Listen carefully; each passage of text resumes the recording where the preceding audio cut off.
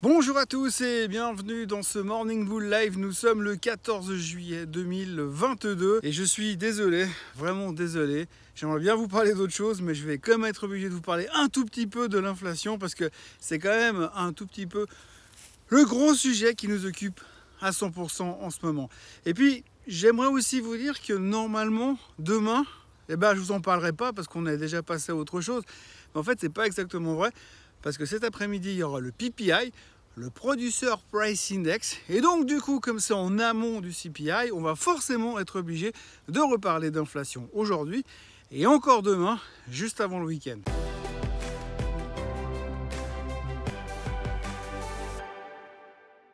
Bon, ce matin, je voulais parler de nouveau, évidemment, de ce qui s'est passé hier.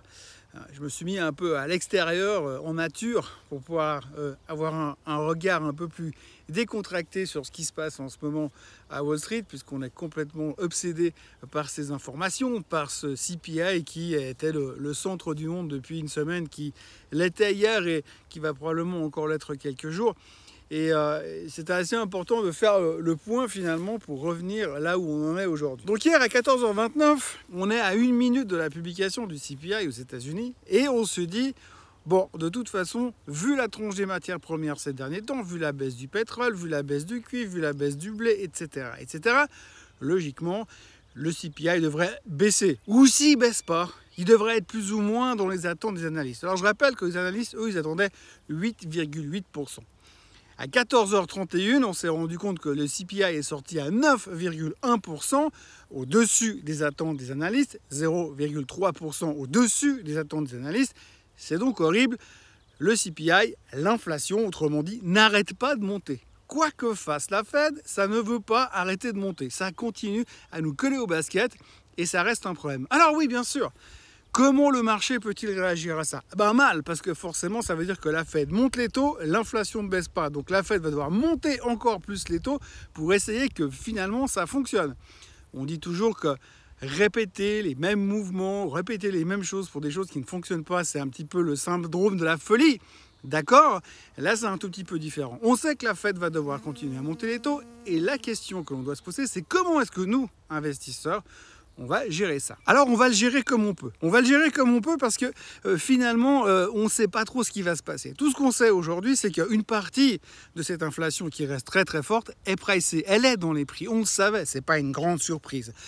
Par contre maintenant, c'est comment est-ce qu'on va évoluer plus tard. Maintenant, hier matin, vous m'auriez posé la question, je vous aurais dit oui, mais globalement, 92% des analystes s'attendent à voir une hausse des taux de 0,75% à la fin du mois de juillet. Mais maintenant, 42% au milieu de ces 92% sont en train de nous dire ouais, mais peut-être qu'on aura finalement une hausse de 100 basis points, de 1% direct, un truc qu'on n'a quasiment jamais vu dans l'histoire de la finance. Il faut absolument réussir à freiner le soldat inflation. Et c'est la mission de la Fed. C'est la mission que la Fed s'est fixée et qu'elle s'est mise en tête de vouloir réaliser. En dehors de ça, ils se foutent pas mal de ce qui pourrait se passer. Et c'est ce qui stresse le marché. Le marché est donc stressé de se dire, si la Fed continue son petit jeu-là, au bout d'un moment, on va quand même avoir une récession. Mais ça, pour l'instant, c'est pas le sujet du jour. Malgré tout, il y a quand même un sondage qui est sorti hier aux États-Unis. 58% des Américains pensent qu'ils sont déjà en récession parce que le niveau de leur salaire n'est pas monté suffisamment haut pour pouvoir compenser l'augmentation du coût de la vie.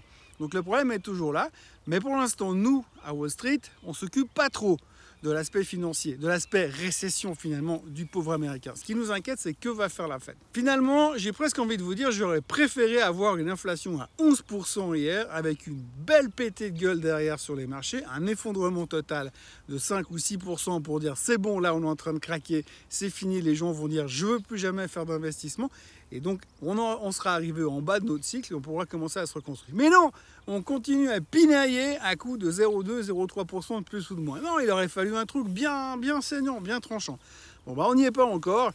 Ça va peut-être encore prendre un petit peu de temps. Mais en tous les cas, maintenant, déjà dans le psyché de l'investisseur et à voir comment les marchés se sont comportés hier, ce qu'on peut déjà se dire, c'est que probablement que les mecs, ils sont déjà en train d'anticiper que la Fed va donc monter les taux. Et comme les matières premières ont baissé sur la dernière partie du mois de juin, on est en train de se dire ça va être calculé sur le CPI de juillet. Donc du coup, nos informations, notre baisse réaliste de l'inflation, eh bien, on l'aura au mois d'août.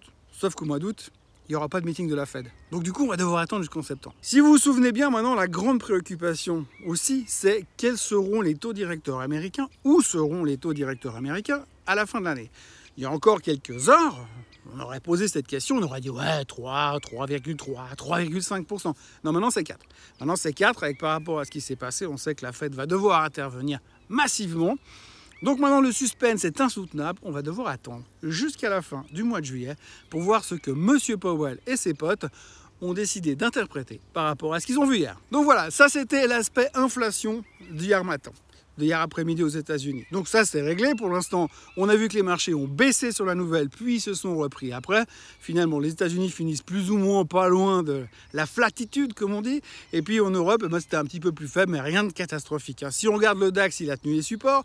Si on regarde le CAC il n'a pas fait grand chose. Mais par contre on a quand même un peu l'impression que intraday on s'est quand même fait des petites figures de dire ah, on y croit encore. On croit que cette fois c'est dans les prix et que le pire est derrière. Pour moi ce qui me gêne toujours c'est que les gens n'ont pas encore capitulé. Mais ça c'est une autre histoire. Maintenant, si on regarde un tout petit peu devant, eh bien, ce matin, les futurs sont légèrement en baisse. L'Asie a ouvert relativement faible ce matin pour tout récupérer et se retrouver légèrement en hausse pour le moment. Et puis, le sujet du jour, ce sera le PPI. On en rediscutera demain. On ne va pas faire une tergiversation aujourd'hui, mais on va être très attentif aux chiffres du PPI, puisque le PPI, il est juste en amont. C'est les prix des producteurs. Donc si les producteurs, ça augmente aussi chez eux, ils vont devoir forcément refléter cette hausse sur le consommateur. Donc le CPI à terme. Alors on va quand même surveiller cette petite chose, parce que peut-être qu'il y aura un indice qui nous dira que eux, ils ont des coûts moins grands. Donc si les coûts sont moins grands, ce sera peut-être meilleur pour le mois d'août, le mois de septembre. Puis finalement, on aura une belle fin d'année.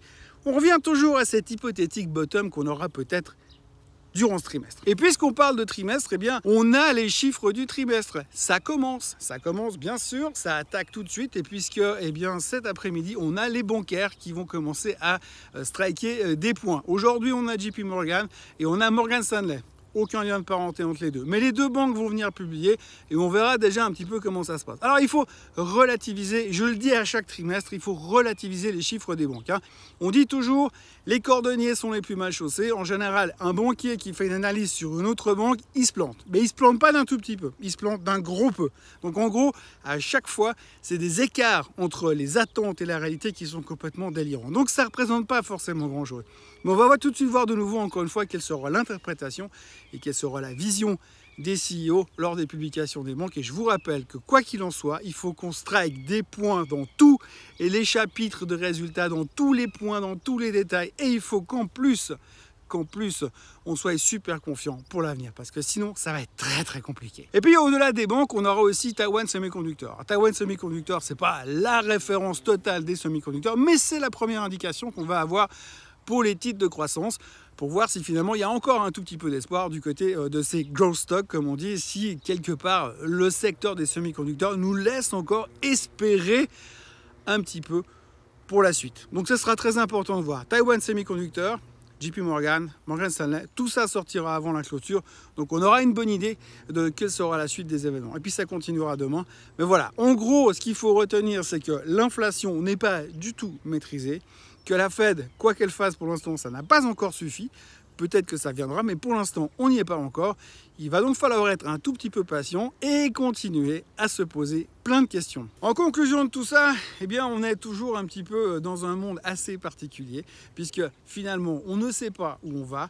On fait des prévisions qui s'avèrent systématiquement fausses et on essaye de se baser sur ce qu'on aura ensuite pour faire des nouvelles prévisions corrigées en fonction de ce qu'on sait. Et donc, ce qui veut dire que les prochaines prévisions qu'on a aujourd'hui, par rapport à ce que vont faire la Fed, ne valent pas grand-chose. Mais pour nous, on pense que cette fois, on a compris. Donc comme d'habitude, on va continuer à attendre, à analyser, à interpeller les données de certains analystes et les avis des autres pour essayer d'en faire notre soupe à nous. Mais en résumé, tout ce qu'on sait aujourd'hui, c'est que l'inflation est toujours bien présente, que la hausse des taux n'est pas forcément prête de se terminer, que les Canadiens ont augmenté les taux de 100 basis points hier soir et que pendant ce temps-là, la Banque Centrale Européenne n'a toujours rien fait. Voilà où on en est aujourd'hui. On continue notre chemin vers la rédemption et vers la recherche du bottom des marchés. Et ces prochaines semaines, on n'y est pas encore. Ça risque de secouer un tout petit peu. Mais on sent quand même qu'il y a une amélioration et qu'à un certain moment, on va quand même réussir à consolider et pouvoir se reconstruire. En tout cas, c'est tout ce qu'on peut se souhaiter. Moi, je vous encourage à vous abonner à la chaîne Suisse Côte en français. Je vous encourage à liker cette vidéo avant que le ciel se recouvre. Et puis, je vous retrouve comme d'habitude demain matin pour conclure la semaine avec un nouveau Morning Bull Live et puis également l'hebdomadaire, le Swiss Bliss. Passez une excellente journée et puis à demain. Bye bye.